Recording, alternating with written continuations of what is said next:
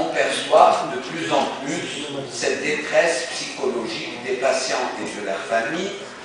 les problèmes sociaux avec des difficultés de prise en charge de ces maladies par rapport à l'organisation et aux possibilités de soins, en fonction donc de la nature de l'atteinte et de ses répercussions fonctionnelles. Et à l'heure actuelle, si vous voulez, nous sommes à une phase où l'engagement, l'implication de la société doit être complet, doit être important à travers des mouvements associatifs comme celui qui nous réunit aujourd'hui et la gouvernance aussi pour permettre une lutte de plus en plus active et qui sera de plus en plus efficace. Et cette lutte n'est pas seulement à l'échelle locale, nationale, elle est aussi mondiale. Et au cours de cette semaine,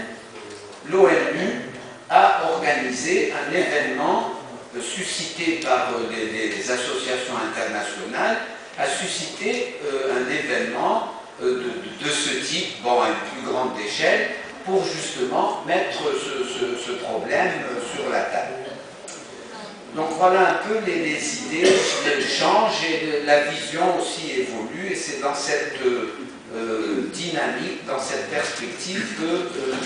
l'on doit s'inscrire. Alors cette présentation, d'abord, bon, il y aura quelques définitions classiques des maladies rares, voir un peu en Algérie des pratiques médicales, bon, tout particulièrement dans le domaine que je connais, celui de la médecine interne, donc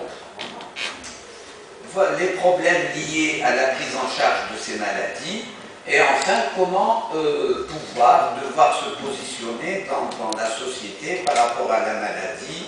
par rapport aux patients, à leurs familles et aux professionnels pour trouver des solutions. Bon, les définitions classiques, je ne vais pas m'attarder dessus, donc ces maladies sont très nombreuses, surtout génétiques, touchent surtout l'enfant. Donc dans le monde, c'est rare, certes, à l'échelle individuelle, mais quand on les regroupe et quand on sait qu'il existe 6 000 à 8 000, on regroupe des milliers et des millions de personnes. En Algérie, donc, les changements des pratiques médicales, grâce au système quand même de santé évolutif, les pratiques ont changé et il y a quand même des possibilités de diagnostic et de traitement, comme l'exemple donc comme je vous disais, dans le domaine de la médecine interne. Et lors du 22e congrès, il y a 2 ans, de médecine interne, il y avait donc une table ronde autour des maladies rares orphelines, au cours duquel donc, il a été surtout question de maladies de Gaucher, maladie de Fabry, mais en fait, il y avait 16 communications orales et 117 communications affichées. Donc c'est quand même un problème que les praticiens, au jour le jour, reconnaissent de plus en plus. Et donc cette pratique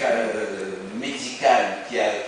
évolue et qui est dans notre pays, positivement, puisqu'elle permet des diagnostics, bon certes,